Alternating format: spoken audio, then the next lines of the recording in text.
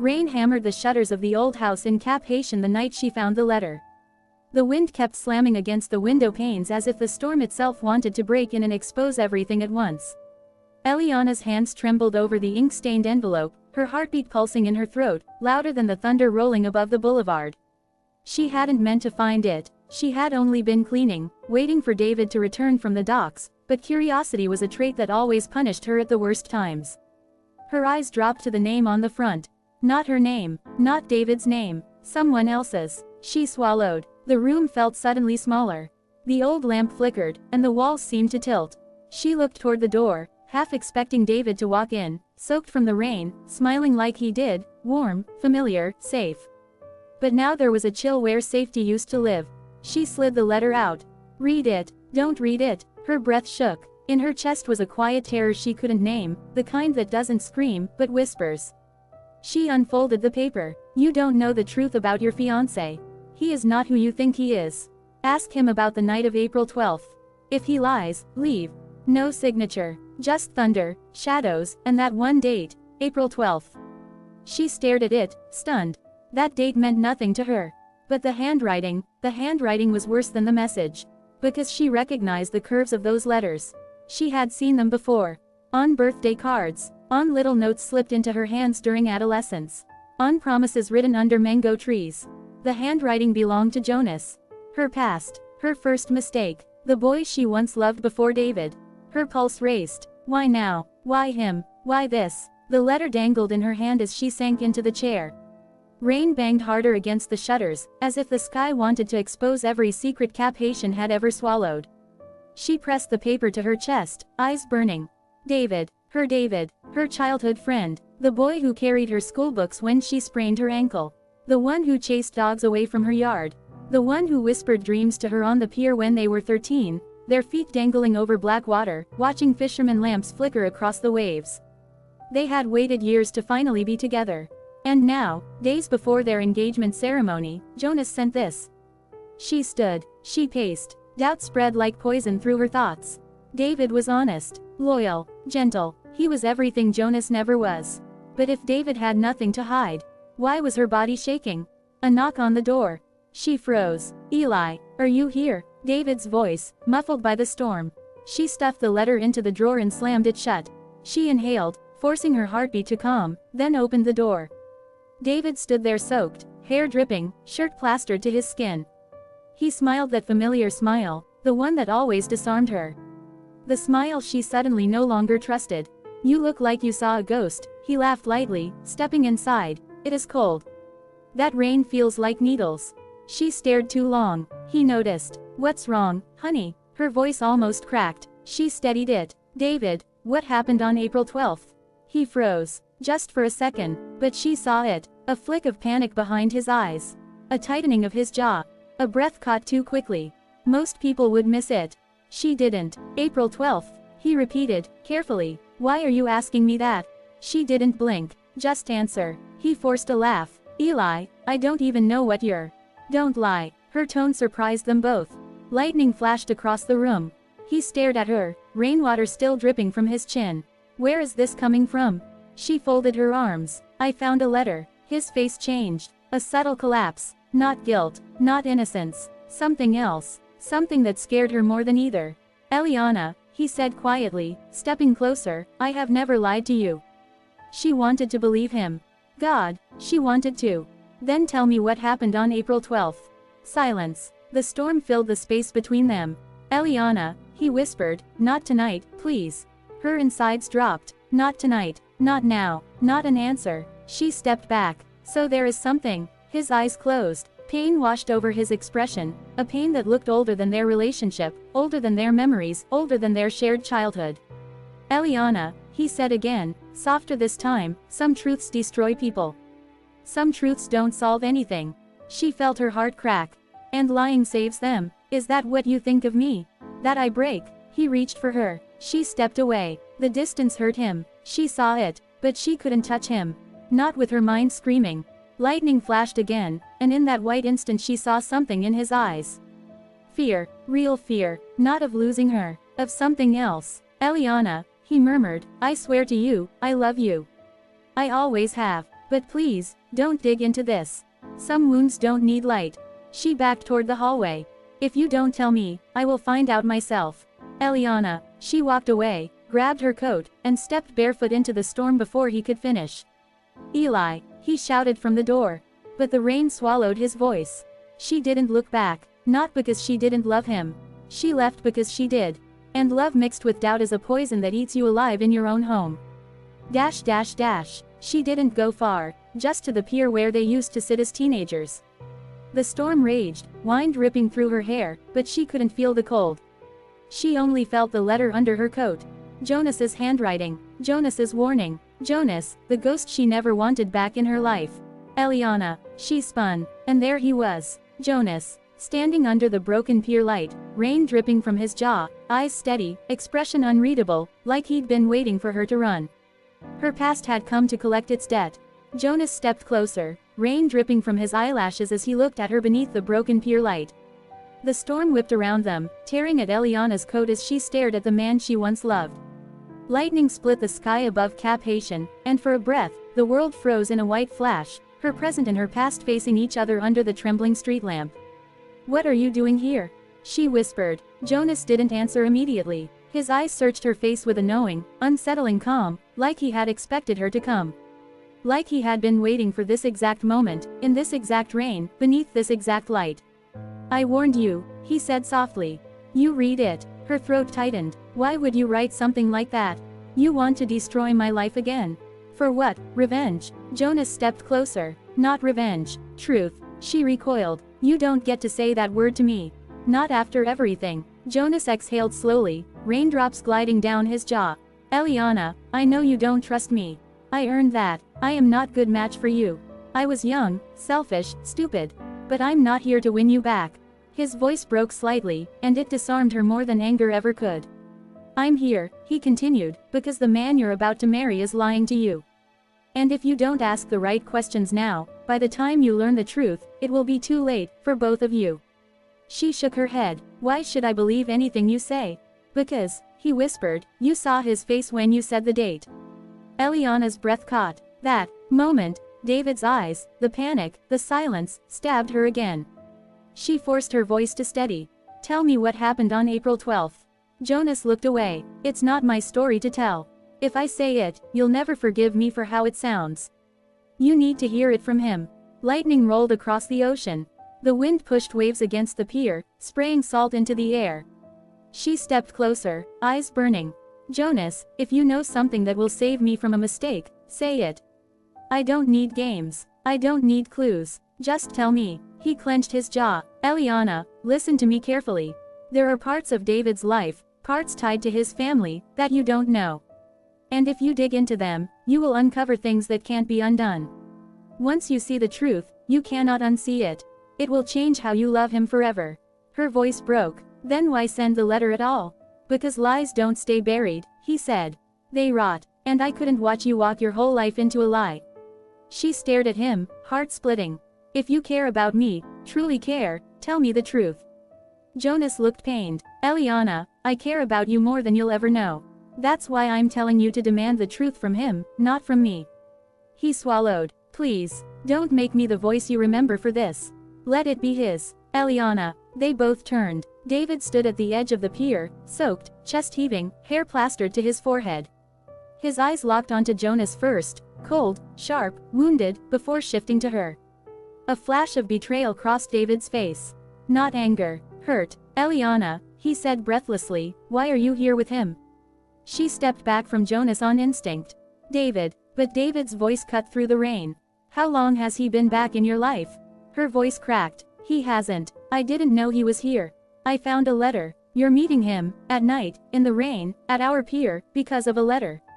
David's voice trembled. Of all the places, Eli, here. The pier, their pier. She felt her stomach twist. "David, please, just let me explain." Jonas stepped forward. "David." David's voice snapped like thunder. "Don't speak to me." Jonas held his ground. "She deserves the truth, and you think you're the man to deliver it?" David growled. They stood inches apart now, rain pouring between them. "David," Eliana pleaded, "please. I just want to know what happened on April 12th. David's face changed again. the same flinch, the same fear, but this time layered with heartbreak. "Eliana," he whispered, "not here. Not in front of him. Please." She shook her head, tears hot despite the cold rain. "If you love me, you will tell me." Lightning flashed. Silence. Finally, David spoke, barely above a whisper. "April 12th was the night my brother died." Eliana froze. The world seemed to mute around her. Rain, thunder, wind, everything went distant. David swallowed, eyes glistening. "And I am the reason he's gone." Eliana stared at him, breath locked in her chest. The pier, the storm, the ocean, everything seemed to sway.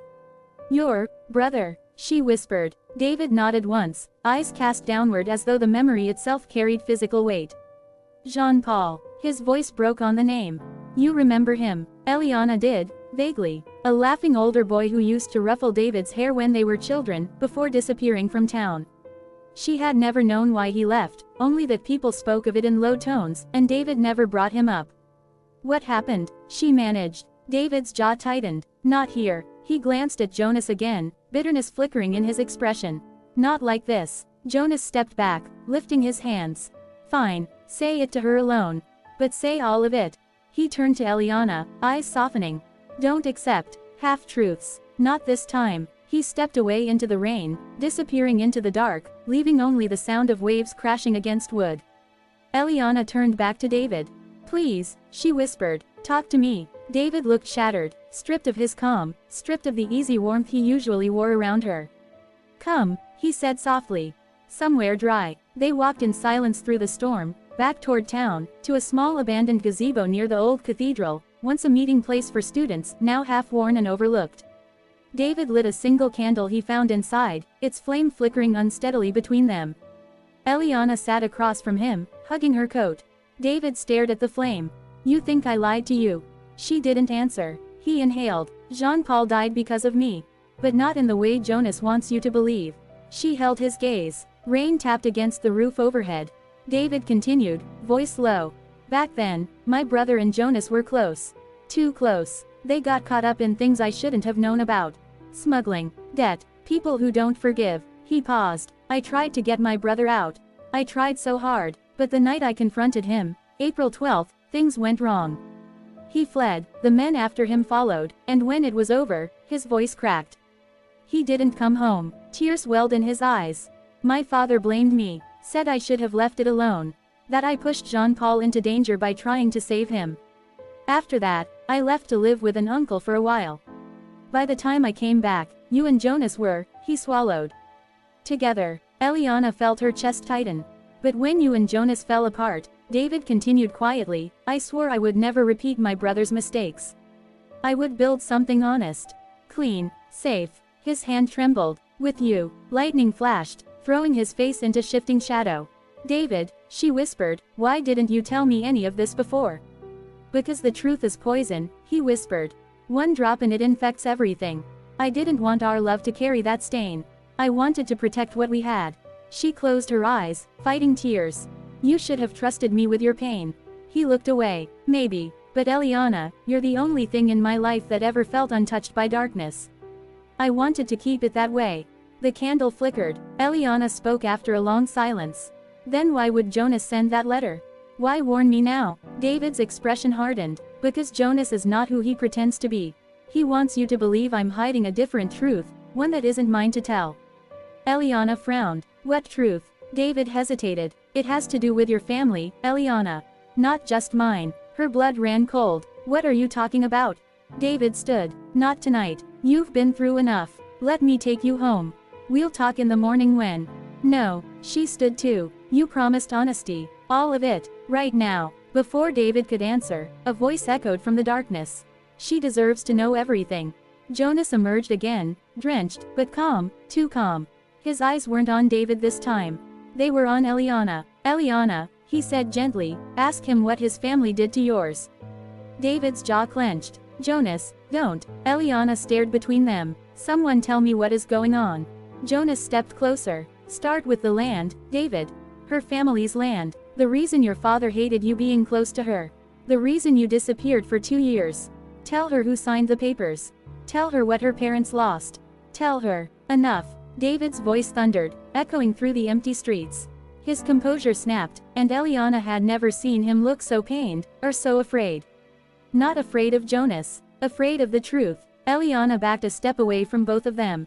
What land? What papers? David looked at her helplessly. Eliana, Jonas answered for him. Your family's farm in Belle-Rivière. The land that was taken from them. The land your father fought to keep before he died. The land that ended up in David's family's hands. Eliana's breath vanished. That's not. David began. Tell her who signed the acquisition, Jonas pressed. Tell her who benefited from her loss. Tell her why your father forbade you from ever being with her. Tell her the real reason. Eliana stared at David, voice barely audible. Is this true? David didn't speak. That was enough. Her knees weakened. Oh my God. David stepped forward, desperate. Eliana, please, listen to me. My father made choices I hated. Choices I would undo if I could. I never touched that land. I never profited from it. I distanced myself from everything he built because I loved you. But you never told me. She cried. You let me stand in your home, sit at your table, plan a future, and you never said my family's ruin was tied to your name. Her voice broke. Tears spilled. How could you hide that from me, David? How? He reached for her. Because I was afraid. I thought if I told you, I'd lose you before I ever had the chance to love you the way I always wanted to. I thought the past would steal you from me just like it stole my brother. I was wrong. I know that now. I should have told you. Jonas stepped forward. Eliana, listen to me. She spun on him. And you knew this all along, didn't you? And said nothing. You waited until now, until I moved on, to reveal it. Jonas swallowed. I was trying to protect you. No, she shouted. You were trying to win. This isn't about truth for you. It's about control. You want to be the hero in a story you helped break. Jonas opened his mouth, then closed it. Shame flickered across his face. Eliana backed away from both of them, tears lost in the rain. I don't know who either of you are anymore. David moved toward her, voice cracking. Eliana, please. She stepped back. Don't. Her chest heaved. Both of you stay away from me tonight. Then she turned and ran, into the rain, into the dark, into a night that would not let her hide from the truth any longer. Eliana didn't remember the run home. Only flashes of it, the blur of streets, the sting of rain against her skin, the sound of her own pulse pounding in her ears. By the time she reached her door, she was shaking, soaked, breathless, and completely undone. Inside her small room, she slid down the wall and pressed her palms to her face. Everything, every memory, every kiss, every promise, suddenly felt stained. She pulled her knees close and cried quietly, not the kind of sobs that release pain, but the kind that bury it deeper. When morning finally came, she hadn't slept. She stared out the window at a pale, indifferent sunrise over Cap-Haïtien. Her eyes burned, her heart felt heavy, swollen, bruised. A soft knock broke the silence. She didn't move. Eliana, it was her aunt, Mans Clarice. Are you okay? Eliana forced her voice steady. I am fine, I just didn't sleep. The aunt didn't push. The appetizer is ready. Come eat. I'm not hungry, Eliana whispered. Long pause. Love makes even strong women forget to eat. Come when you're ready. Her footsteps faded. Eliana stood, changed her clothes, and stared at herself in the mirror. She didn't recognize the eyes looking back, eyes that had lost something she didn't know how to name. Her phone buzzed again and again, David calling, texting. She didn't open any of it. Not yet. The truth had cracked something open, and she wasn't ready to hear any voice but her own.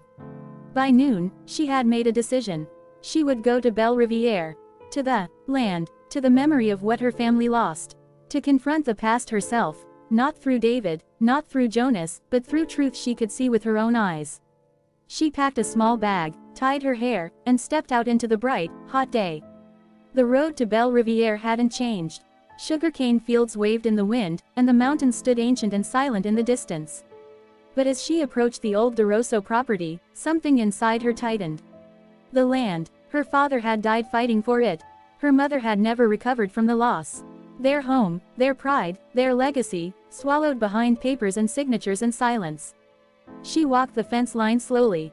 Each step burned. Eliana. She turned. It was David. He looked exhausted, like he hadn't slept either. His shirt clung to him in the heat, and his eyes held the weight of a man bracing for a blow. How did you know I'd come here?